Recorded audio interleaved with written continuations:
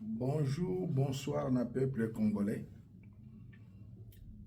Le prophète surnaturel Mbi Élysée, défenseur de la patrie et du pouvoir du peuple, qui est représenté par le président Félix Antoine Tshisekedi. Peuple congolais, lolenge toyebi biso nyonso, bazobundisa biso na ba occidentaux.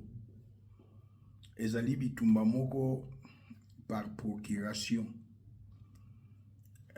Ba occidentaux baboko bima vis-à-vis batie Rwanda tie milice na ye M23 na AFC. Lolenge tomonaki Bill Clinton na pouvoir à l'époque atindi Rwanda na Uganda ba agressé biso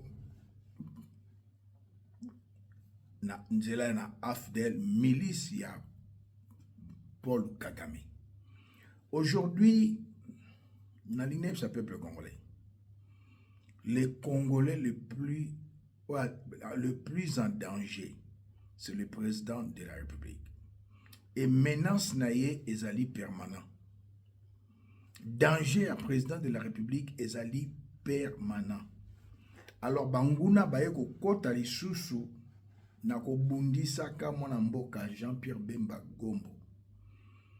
Lolenga lobaki ete Joseph Kabila et Rwandais touti. Joseph Kabila sepelite, staff na ya sepelite, balingi babundisa, pe babandi dia ko bundisa Jean-Pierre Bemba Gombo, Igwe, ministre na biso ya transport, bazui Colette Kimuntu, pesi ye mbongo, pesa na medi na ba journaliste babana ko bundisa mwana mboka Jean-Pierre Bemba Gombo. Congolais mingi bazali corruptible, Congolais mingi bazali faible, Congolais mingi ata tangi intelligence na ezali corrompi, intelligence na ezali voilée, intelligence na ezali obscurci. Tanga banda koloba okomona oya tanga na kelasi ezate lokola Vital Kamerhe le Rwandais Hutu.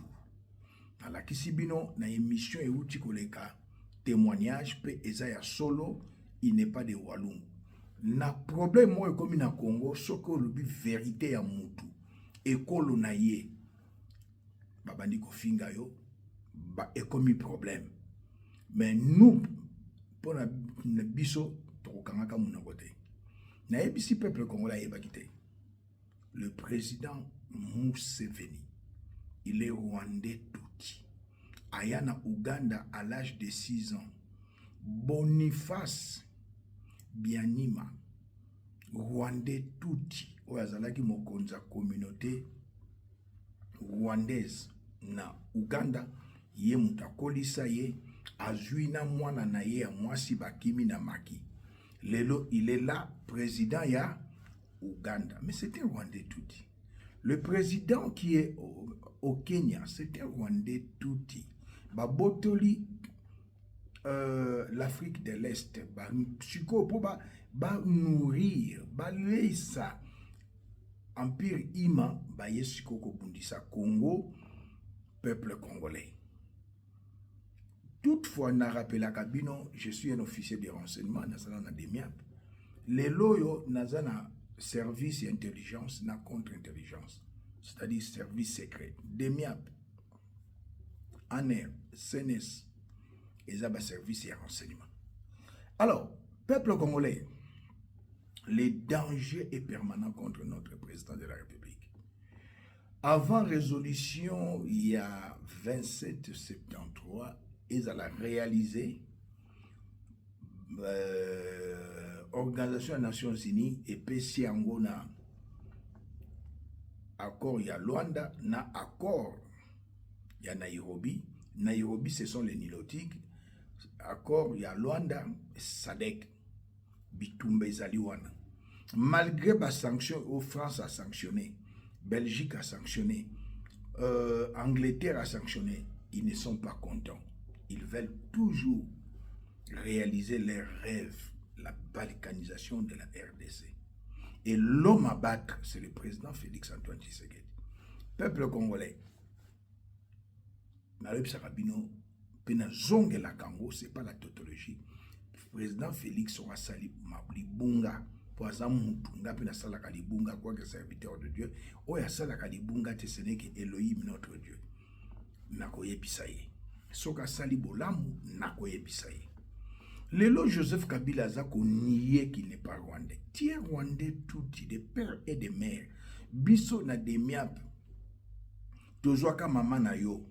Marceline, na dernière minute, abana ovanda non loin de chez Nicolas, il commis hôtel Rotana, tika in aéroport, na volonté na yo pour akende. Okimisa mama na yo. Tant to bengani ba Rwandais na 98, mama na zalaki na Congo. Bagarre de corps bazalaki, babane ko batelaye. Mais le long Joseph Kabila, du fait que Igwe, mon amboka lobi koza Rwandais touti osiliki. Les gens ne veulent pas qu'on leur dise qu'ils sont des Rwandais. Les gens ne veulent pas qu'on leur dise qu'ils sont des Tutsis. Non. Et comme un problème, mais c'est la réalité. J'ai aimé Ndeko Sheo Kitundu, Léonard Sheo Kitundu brise son silence sur les propos de Jean-Pierre Bemba Gombo concernant la nationalité de Joseph Kabila. Il dit ceci: j'ai vu plusieurs cadres politiques s'acharner à Jean-Pierre Bemba pour avoir dit que Joseph Kabila n'est pas congolais. Chers collègues politiciens congolais, vous devez savoir que nous avons derrière nous, merci M. Sheo Kitundu, une postérité qui bâtirait un jour leur avenir politique sur nos traces. Gloire à Dieu. Défendre un mensonge du siècle pour ton propre intérêt, c'est désorienter et déformer l'histoire de notre pays qui sera un fondement sur lequel notre postérité sera bâtie. Oh, merci. Jean-Pierre Bemba a dit que la vérité que tous les anciens collègues politiciens connaissaient très bien sur les origines de Joseph Kabila. C'était Rwandais de père et de mère. Même lui, Joseph, sait que Jean-Pierre Bemba a dit la vérité, qu'il est Rwandais touti, c'est pourquoi vouloir défendre ce qui est connu de tous. Je me rappelle à l'époque, voilà, comment on s'était organisé pour bâtir l'image de Joseph Kabila. Azaki Kabiliste, mais Asou Kabiliste. Comme un Rwandais avec le feu professeur Ngoyi Mukena, dans l'accès qui bino vidéo Ngoyi Mukena, Gabriel Kyungu, Waku Mwanza et d'autres comme Samba Kaputu.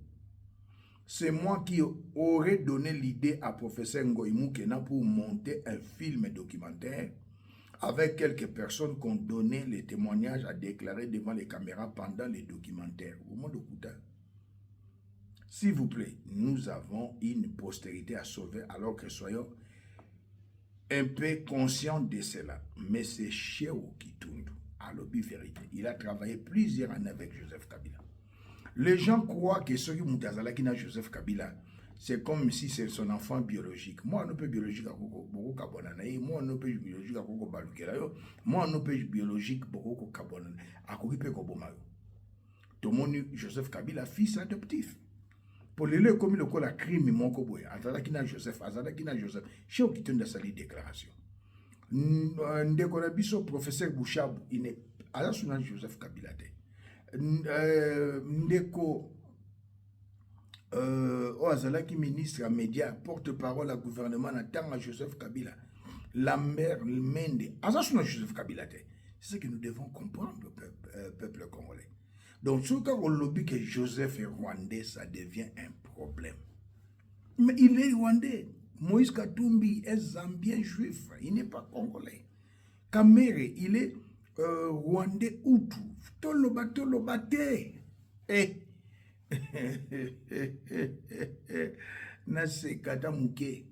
Mais le problème aujourd'hui, moi, Namboka, Félix Antoine Tshisekedi, qui est une bénédiction pour notre pays et pour l'Afrique, pour la libération de notre pays, il est en danger.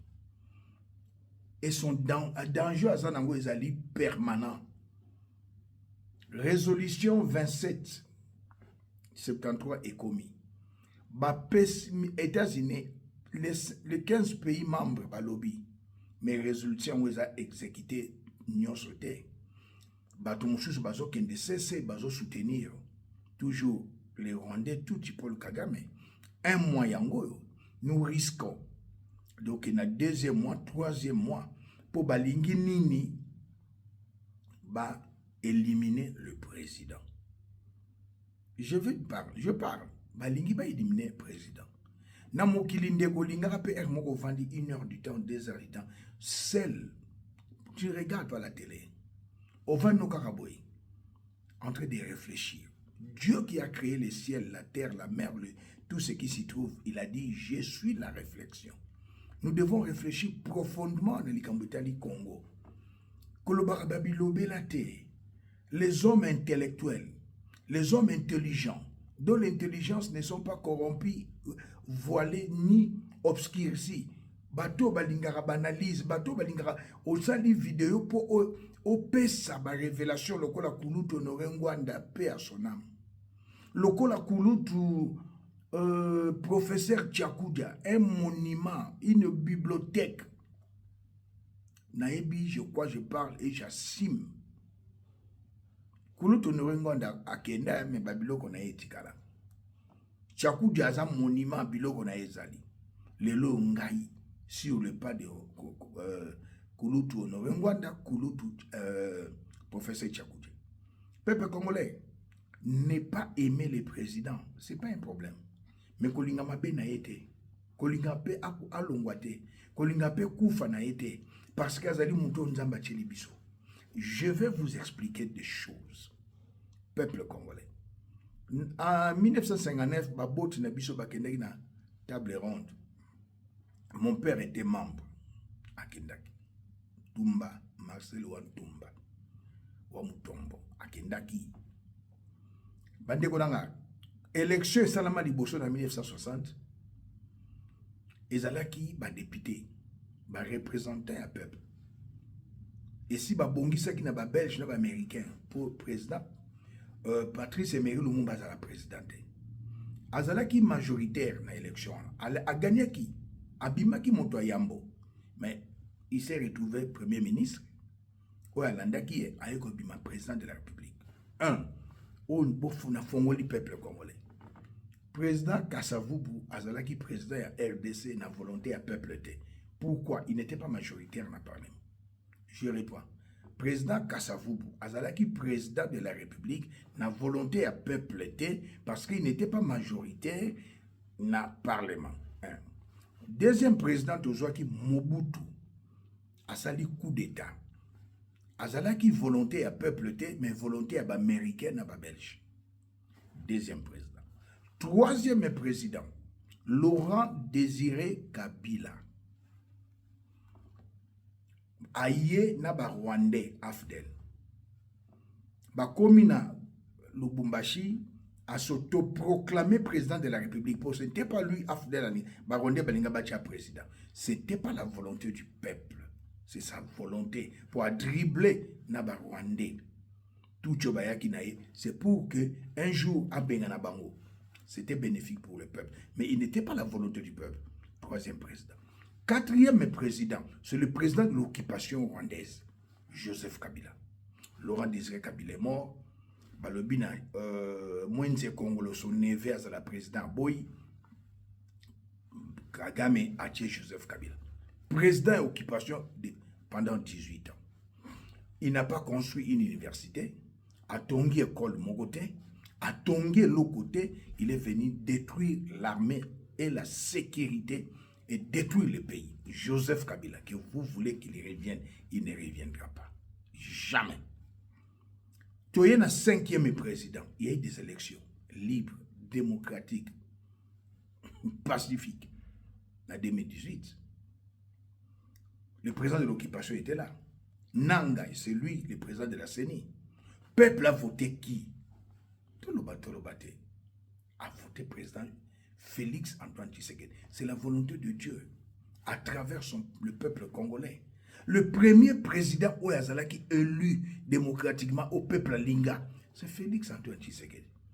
Deuxième mandat, le peuple a ponié Ndeko. Aux gens n'ont pas sentiment. Oui, mais c'est lui que Dieu nous a établi. C'est lui que Dieu a choisi. C'est Félix Antoine Tshisekedi. Motona mokila zaka parfait azalakate. Il a ma qualité, il a aussi ses défauts. Félix a construit, a bongisi Mamayemo, a rétabli l'hôpital Yami Balena Congo Mobimba Saint-Louis, a zotonga ba université. Félix Antoine Tshisekedi. Mais Joseph n'a rien fait. Il était venu détruire le pays. Aujourd'hui, président Félix Oza n'a danger. Quel est ce danger? Nous sommes dans un niveau, il faut un niveau de service à renseignement. Tu côté l'intelligence et contre service secret, il y a intelligence, il y a espionnage, contre-espionnage.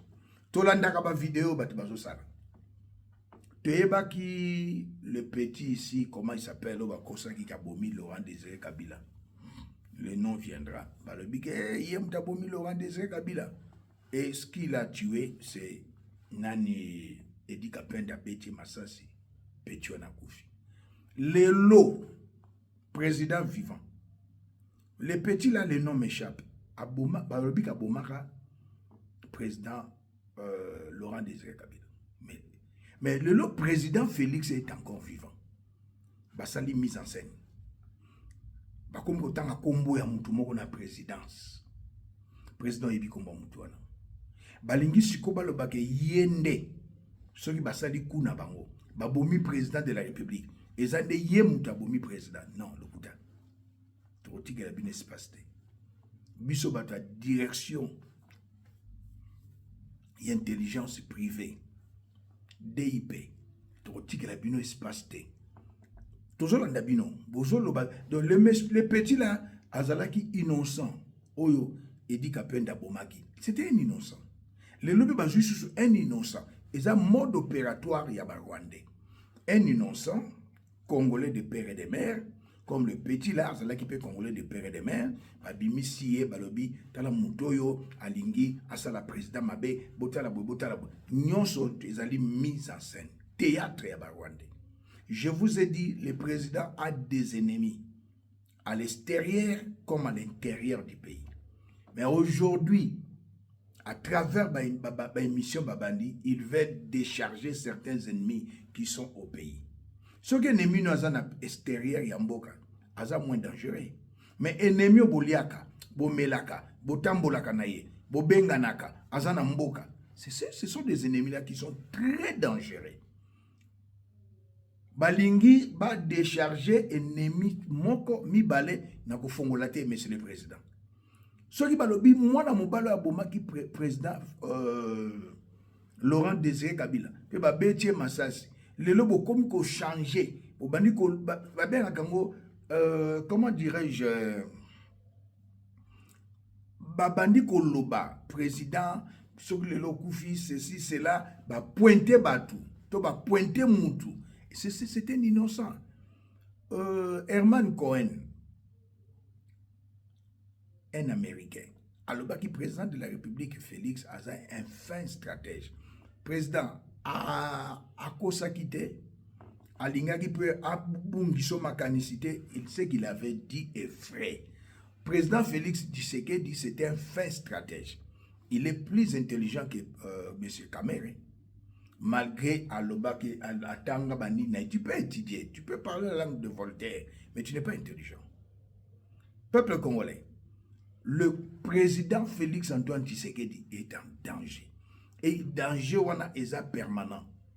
Ba français, ba anglais, ba zolinga avant application ya à part ba sanction, ba mesure moussuse zoma, ba longola président. Eza guerre économique.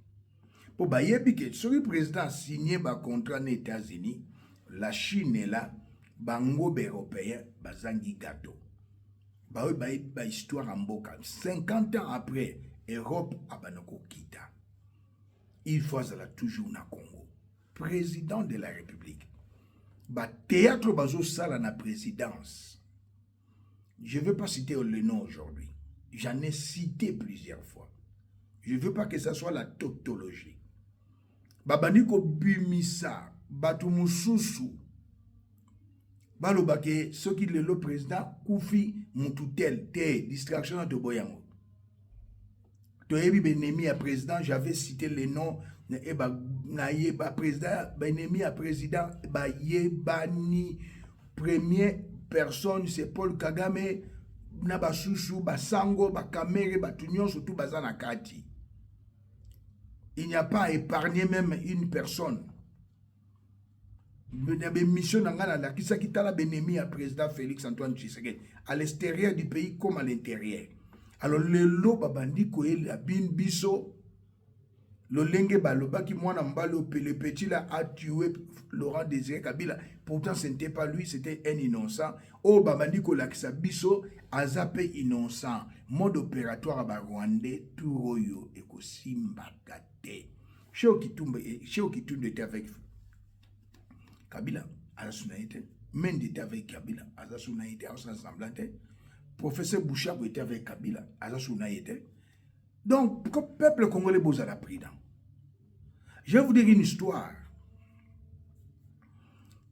Il y a moi, Koufa Christian Malanga. Et comme ça, il y a maman na révélation, secret minene.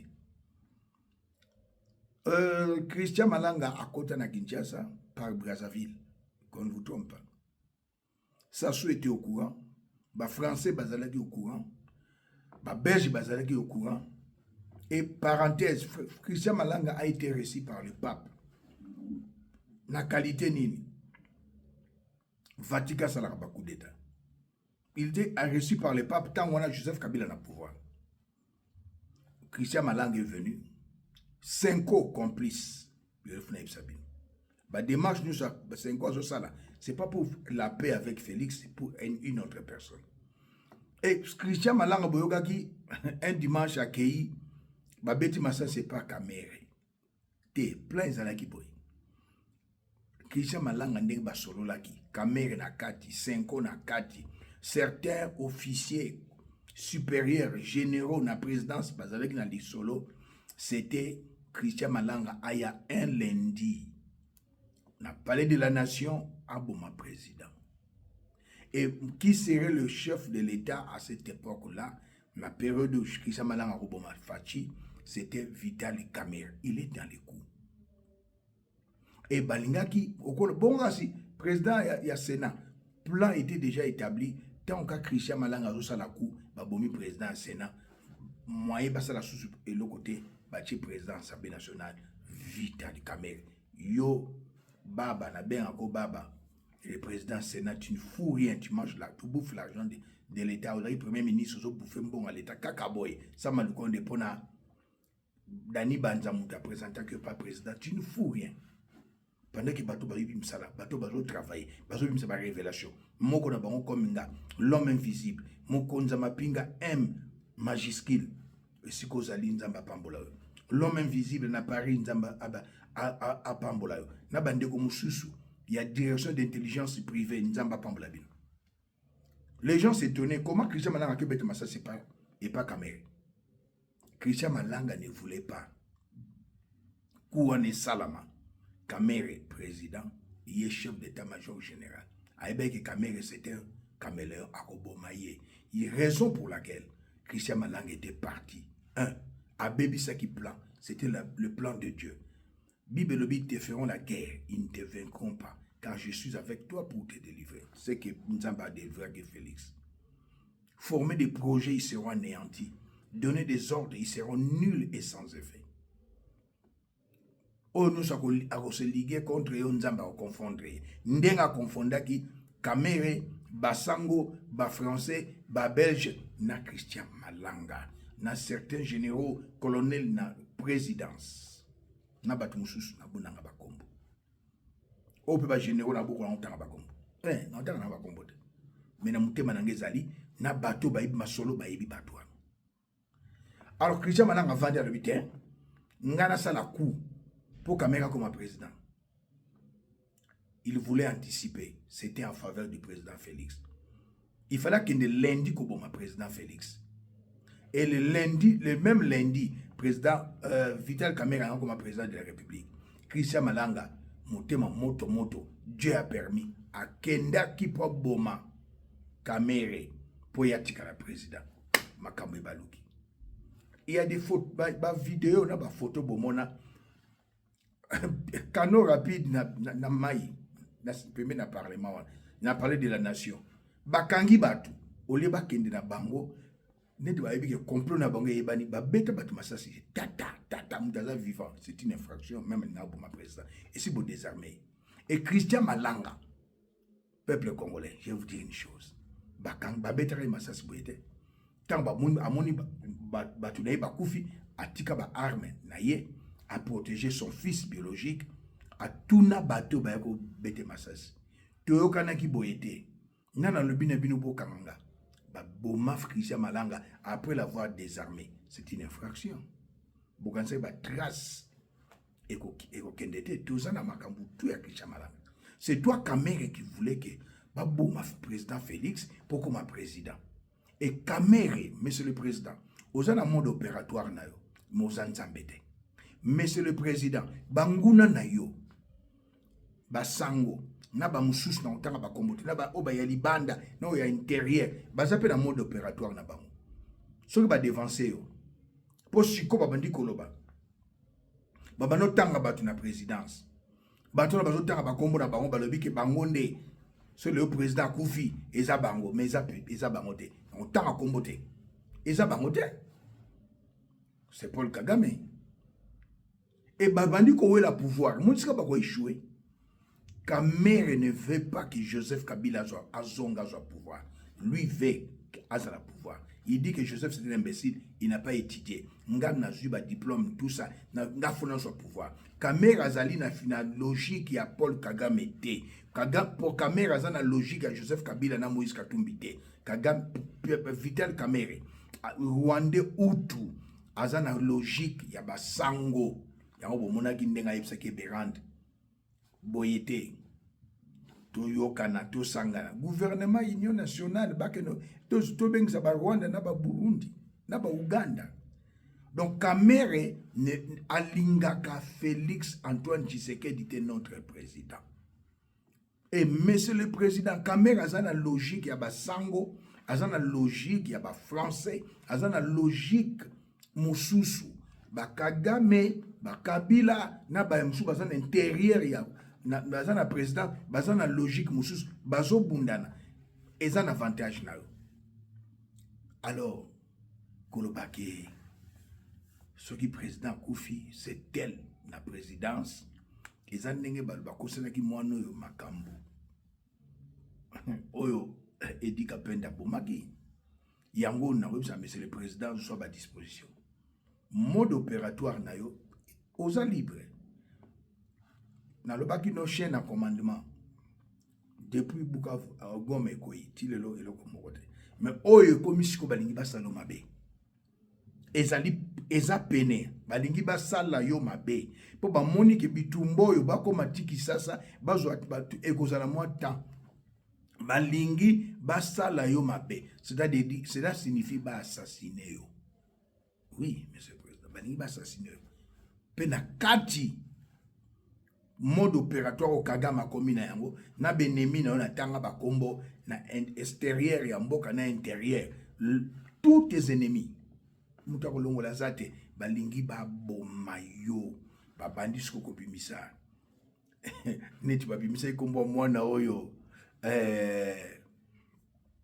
balobi abomi président de la République après Laurent Désiré Kabila et ko baluka balobi nani comment il s'appelle Edi Kapenda. Mais non, le chef d'état-major, il y a force terrestre, c'est Joseph.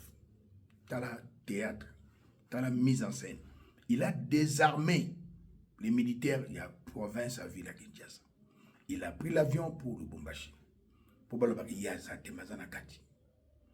Lui, il y a président, Rwandais, tout, Zanakati. Mais beaucoup Kaïté, Dieu va vous défendre. Mais monsieur le président, Kamere azamutu aussi la nanaye le plus vite possible. Benemi na yo o bazana kati na présidence. Benemi na yo o bazana intérieur en communication na bato ya libanda ba Kagame na ba Mindele aussi la bango le plus vite possible. Yo, aux en mode opératoire, mais bango bazo lukabasi la yo avant résolution 2773 et coca. Toujours que na fin du mois, avant Koutanana président Trump, tala nenge basala ki yo na muto azani même pas conseiller envoyé spécial, si na lobelaki, doit avancer. Monsieur le Président, tant que bazo présenter un monsieur na présidence, moi je dis qu'il est innocent. Il est innocent comme le petit qu'on avait tué par Edi Kapen Balbi Ndabomi président Laurent Désiré Kabila. C'est un innocent. Balingi balati sa ber. Ce sont les bébés, les ignorants, ceux qui n'ont pas service à renseignement et intelligence. Mais non, ce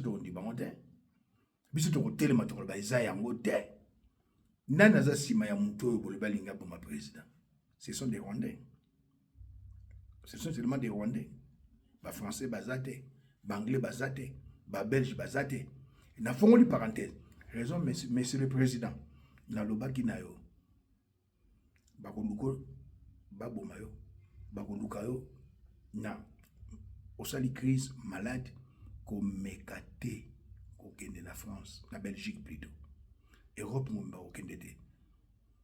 Ata mutu akoyebiso ataza nani ke kota en avion toke na Belgique. Komekate. Il y a qu'en Afrique du Sud ou qu'il y a Maroc. Monsieur le Président, n'a chité. N'balobake. Moutou alinga boma président.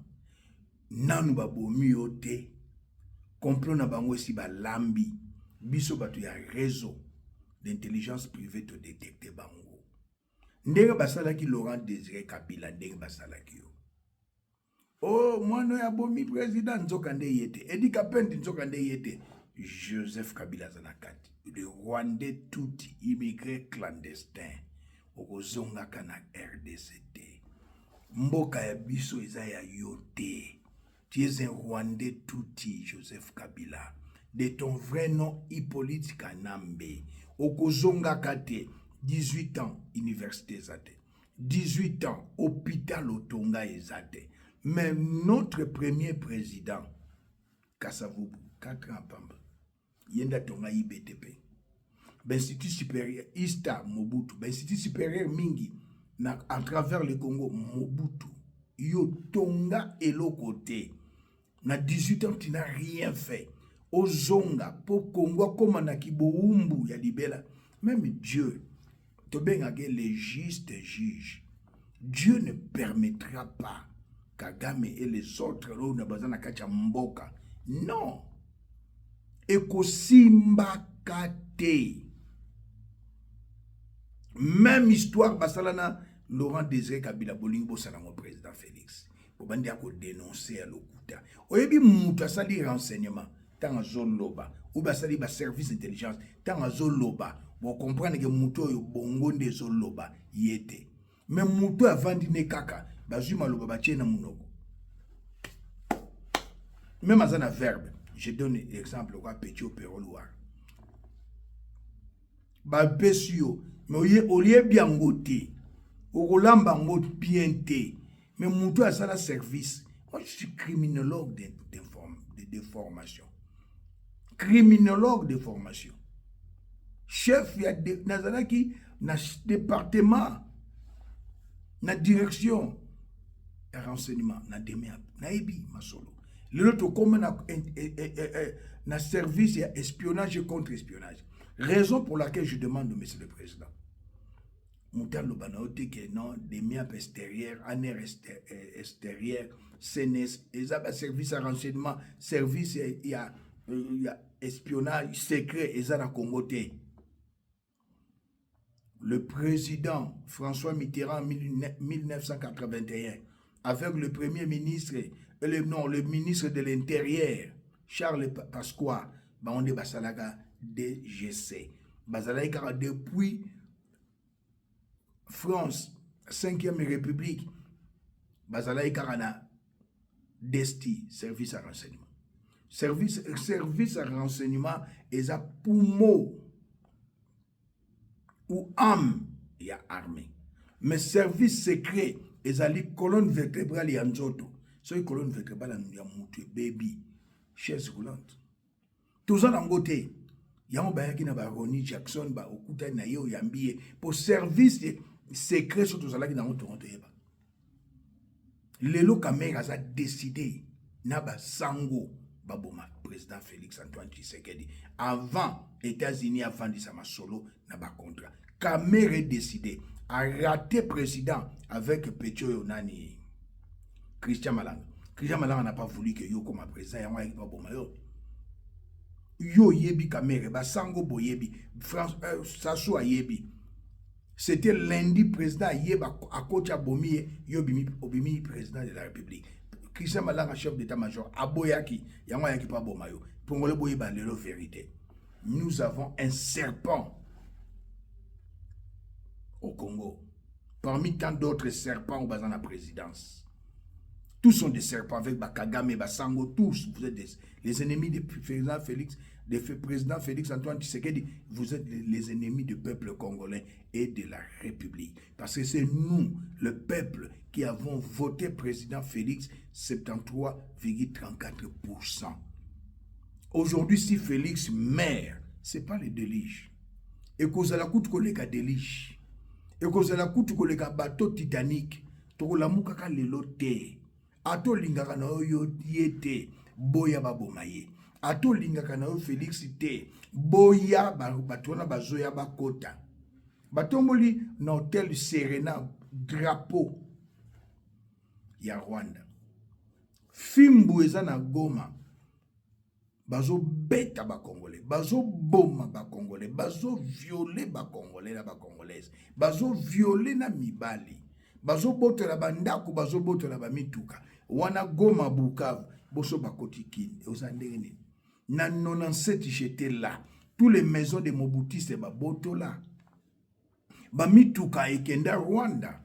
Mbongo ebima na banque avec l'argentier. Oyo ya Paul Kagame. Richard Gazana.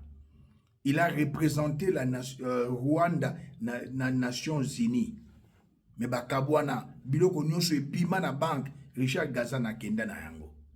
Et là bakabwana na Kagame parce que l'enfant, le deuxième fils de Paul Kagame, azali na États-Unis azobeta basket avant zonga mboka abota na Jeannette Kagame.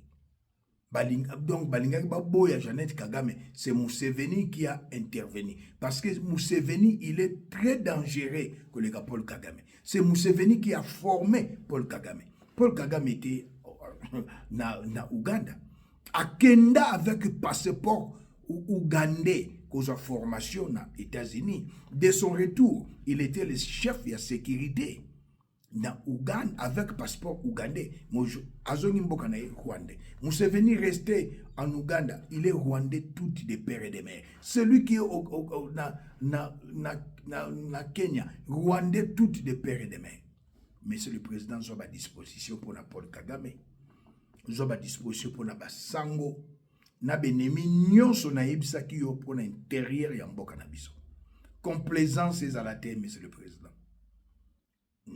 Bakomi koloba tel boy linga salo mabe. Non.